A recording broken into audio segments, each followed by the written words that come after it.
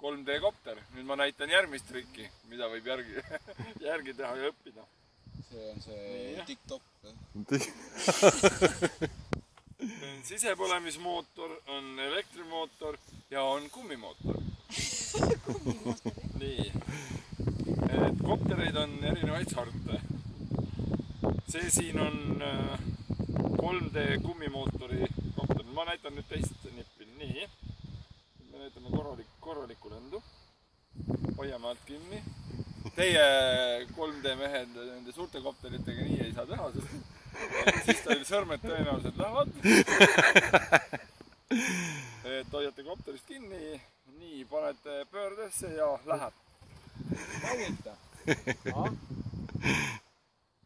Ja ilus maandumine, autorotatsioon. Proovime korraliku lennu nüüd. Ei, oi, vale pidi! See oli järgi. Nüüd ma näitan, kuidas muru lõigatakse. Nii, näed. Oho. Ära, tšop.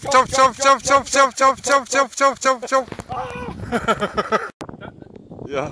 See platsi pealt ei tohi välja.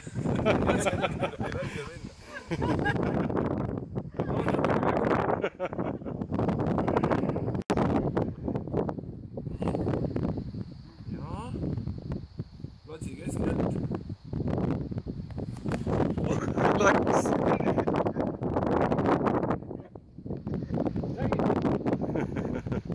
Kopteriga saab teha sportkava, kui väsid lennutamisest, siis võtad noole ja siin on sihik, ma näitan niipidi, sihik on, propp ka, see näitab tuule suunda, kuhu siis nool lasta, tõmbad ilusti üles, võtad siit kummist kinni ja lähed.